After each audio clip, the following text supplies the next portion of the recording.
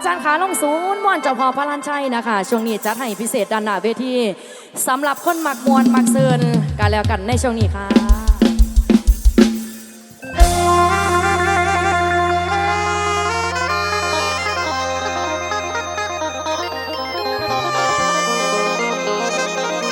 พิเศษผู้สาวผู้เบา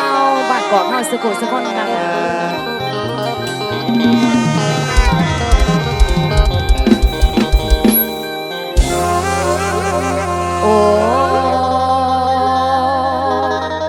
โอ้ยลาวาสนาอีน้องสิลสิพินนาใส่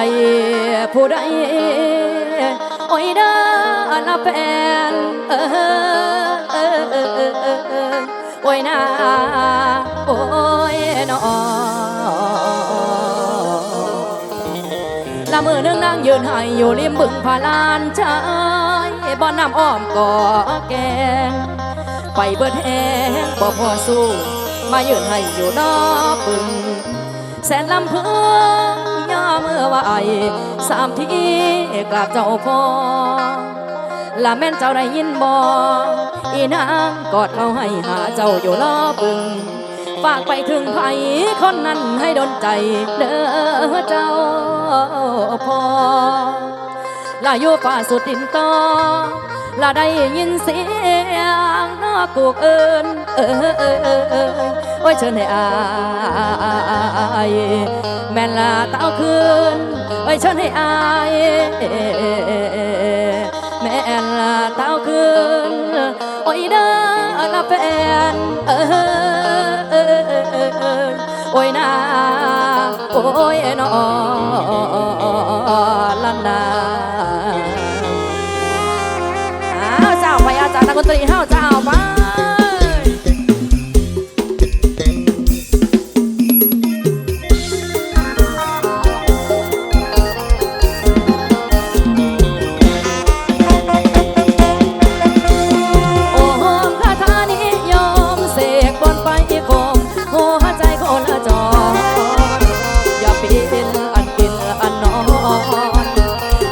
เป็นอันกินอันนอนต้มใจคนจรให้กับเมืองร้อยเกินฝากใจ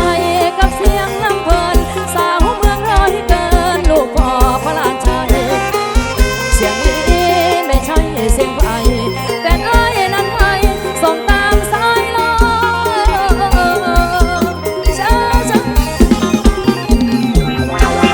โอ้ยแค่ช้อยสาธุเดินก่อนจะเอาบทคาถาน้ำก่อนคาถานี้เพิ่งอาไก่กองพื้นดินดินไปอาแกงไว้ละเส้นแล้วแต่นี้ช่วยทีเจ้าพ่อศักดิ์สิทธิ์กดไว้เป็นนี่นะทุกร้อนขอพรให้เกลากับบ้านมันอ่อนให้เราจากการละไม่เคยข่าวคราวเป็นดาวเป็นเดินสูงส่งแกงคู่หงทอดวิ่งโป่งกาอยู่โป่งเริ่มท้องทุ่งนาประกินน้ำตาอยู่หลังกันนี้ช่วยทีเจ้าพ่อมาเหสักช่วยตามคนรักกลับมาเร็วไวช่วยเถิดเจ้าพ่อพลานชัยทุกคนละให้ทุกวันเลยเชียวใจได้เกี่ยวบ่เคยเดี๋ยวแล้วมองนี่แต่ต้องไม่พอใจได้เกี่ยวบ่เคยเดี๋ยวแล้วมองนี่แต่ต้องให้พอเด้อจะขึ้นจากมาลานางเดี๋ยวแต่พอทุกวันอ่อยเปียกใส่ภูเขากระยังเบาบันไปสร้างสาหาได้ไรน้องไรเฉยคำบานเหมือนนักไว้น้ำตาลไม่ห่วงบานเสียเลยทุกใจเอ่ยมาช้ำมาชอบวันกับพ่อจงบอกให้เขาขึ้นมาหน้าบางใบแน่บ่มีคนไทยเขาเสื่อเป็นบ้าจนกลับมาพี่คนละขึ้นบ้านแก่เฮารวมกับเจ้าออกเข้ามาให้สากวันไปหลังเข้าเมืองมีเมืองให้น้ำเอิญมีเมืองให้น้ำเอิญ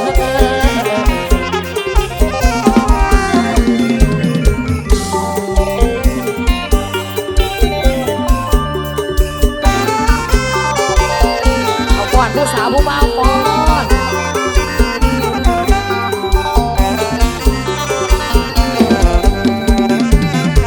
ฉัน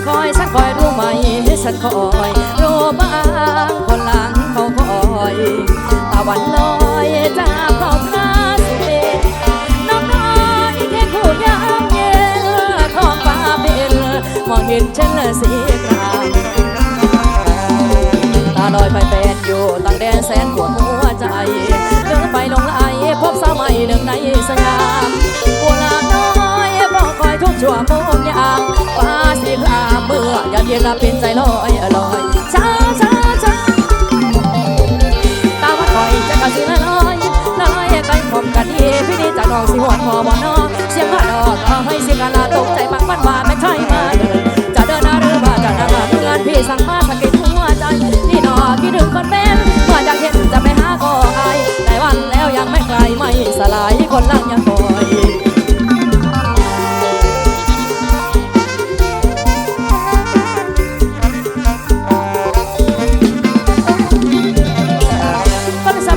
ปากว่านี้เปรียบใส่ปากพี่บอกมีเสียวหนึ่งผมเมื่อหนึ่งคนมีจากเธอจากย้ำนั่งทำหัวใจมาคิดถึงเธอเขาก็เราต้องดูโอกาสความท้องน้ำมานี่คือการรอคอยพี่จากน้องไปถึงไกลก็น้องสะหน่อยคิดว่านักคนลังคอยใจดอกน้อยแทบขาดร้อนเธอรอถ้าหากจะคิดนอกใจจะรักษาได้คิดไว้หน่อยใจสนอนยิ่งคนนั้นเขาเพ้อยามนอนเขาอ้าวบอนหลอนเราดังไฟเผาสวงห่วงบางหน้าคนคอยอยู่ลางห่วงเขาบางอย่าคิดคำว่าลวงคนละเขาคอยทั้งห่วงทั้งห่วงรักเพ้อสวงห่วงเขาบางสิเป็นปีละเป็นอาเดินค่อยผ่าเป็นปีละเป็นอาเดินค่อยผ่ากำสัญญาทั้งหวังของเก่าก็ลืมขมเอานอกเกินกว่าตาสายดอกบ่แน่แก่วันหนึ่ง24 ชั่วโมงบ่ต่อตาสวงย้ำเสมอเห็นไผบอกคือบ่เห็นเจ้า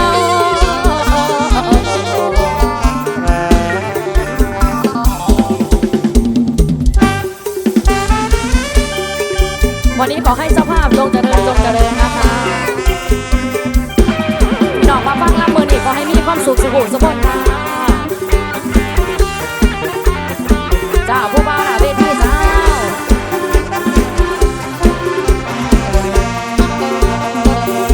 ลงหากำอ่อนเมาหัวก่อนว่าอายมีเมียปากจีนาปากใจ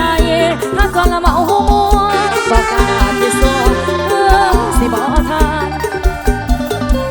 ผู้บ่าวเมียเพ้อเลี้ยวเบิ่งมุมใดก็รอหน้าวันหัวใจสะเทือนแขนขาจนสั่นเมื่อแจ่มจันทร์ส่องสายตามาอยากเข้าไปหาย่านคนเขาสาว่าน้องมันสวยย่านถือลูกปืนของแม่ทูลหัวบอกกล้าเห็นสัวเพื่อคิดเอาไว้หาบอกลาบอกได้แต่เก็บค้างเอาไว้ภายในกฎหมายข้าบอกมีข้อใดเป็นสู้ทางใจบอกผิดดอกนะลงหักผัวเขาขันมอกกะยานคนใดสั่งต้องเกินเกณฑ์ก่อนแล้วบังเอาบัดยาจิตหอนคือสิดีใจย้ำผิดกับผัวอยากเข้าไปก่อนได้แต่คิดซื่อๆนั่นดอกปากลาเสียงยันปีละตั้งเยี่ยวถ้าหากว่าใดมีให้เปลี่ยนไปบอกห่างเลิกลาน้องก็ป่าผัวไปโสดขึ้นมาสิขันอาสาบางแย่ลูกน้องซอยเจ้าเห็นสาน้องเป็นแม่ห่างกัดสิเอาเรื่องอดีตสิบ่เอ่ยมายินดีหาเอาอายมาเป็นผัวถึงอายสิเคยพาไปมาน้องเก่าคือเก่าขอเสียงคนหักหัวเก่านะคะน่ารักที่สุดนะคะแดนเซอร์สาวหน้าเวที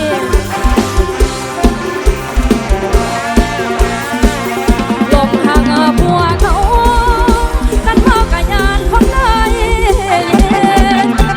สั่งต้องเกินเกณฑ์ก่อนแล้วความเอาปัญญาคิดหอนคือสิดีใจย้ำพิลกับเขาอยากเข้าไปปอ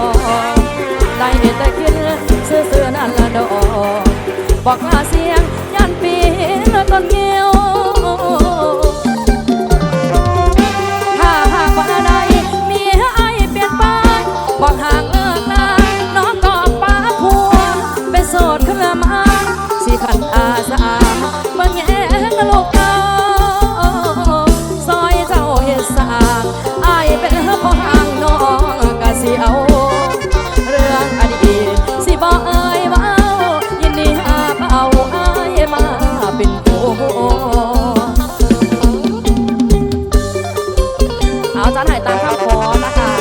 สวยกันแล้วกันเด้อนะคะแม่ห้างน้อยแล้วก็เอวนั่นปลา2คนนั้นเด้อกันแล้วกันนะคะ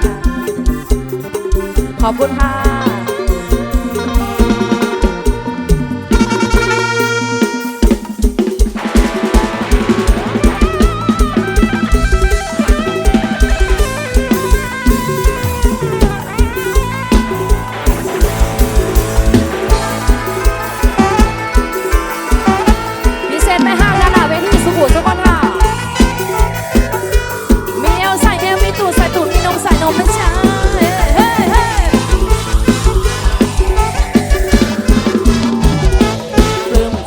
ที่เราเหนื่อยมีคนสนละใจ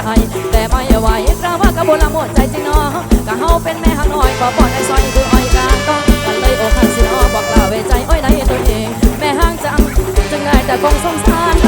ที่มาต่อแต่ท้อแต่ยันแต่บ่จริงบ่จริงยันตีบ่นอกบ่เฮงเพราะถูกข่มเหงเพราะเป็นแม่ห้างยันพี่บ่จริงบ่จังบ่เน้นบ่ฟังคือคำราผ่านแม่ห้างจะคอยจึงไงแต่งอยให้รายว่าเฮ้โอ้นาที่อายมาจากกันลำแม่นละมันเกี่เปอร์เซ็นต์เนาะแม่ห้างจึงบ่ได้เป็นข้อนิ้วแม่นอายบ่เสียกะตาน้อยที่อายมาจะจอยแอลอยทำอ้อยชิงตายันไอ้ตกแม่ห้างให้ตกข้างบางงาคามรักคำประวัตินางเคยพ่อเคยผ่านกันจริงใจต้องการเพียงไกลเอลิออลอบอกสินดอกอย่าอ้อมพระนามนะอย่าทำทรงงานเปิดเผยกันเลยนะเนื้อชนิดแก่เสือบอกกันทางขาประสบการณ์น้องก็สิสอนทุกคนนำละสิบอกกันละตอนพิธีก่อนนอนนะว่าบางกองอยากรู้อยากรอบอกขอไปเป็นคู่สั้นก็ขอกับน้องนี่นาเพราะว่าตัวน้องนี่ตัวกันเดียวเขาตีว่าห้างว่าเหี่ยวบริบักเดียวห้องกระตากันมาแม่พ่อพูนมาเล่นมาโซนคิงกันโอนาอันแม่ห้างวันนั้นละพานลงมาโดดเด้อคนดีเป็นสดมาได้ปีความเปี่ยวเดินได้ยอมอีให้บ้างดังเดินทางมาพอแฟนมอลำผู้ลูกรอทันได้ออกได้ออก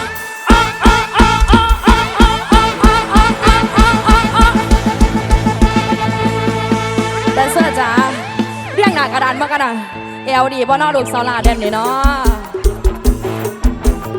ลูกหลานช่างอำเภอว่าปีค่ะลูกสาวลาแดนone two three กันได้ออได้ออได้ออ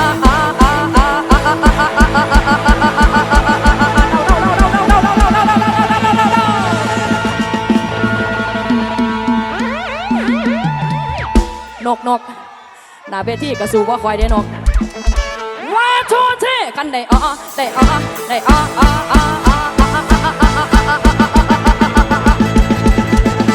นกอย่าเราแห้งไหลจะกายผู้เบาเนี่ยสูเห็นว่ากระไดเนาะคันใดจากตั้งเป็นดับปัญหากับบ่แค่ได้สัตว์แล้วให้มาเอาแนวกับแม่หาเกิดนา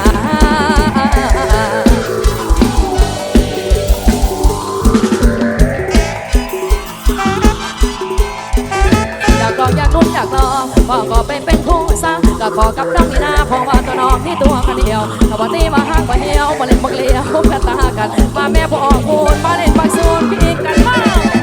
โอ้นาอันแม่ห้างวันนั้นละพานโลกมาโดนเด้อคนดีเป็นศพมาได้ปีของเปี่ยวเดินได้ยอมมีให้บ้างนั่งเดินทางมาพ่อแฟนมอลำผู้รูปหล่อคันใน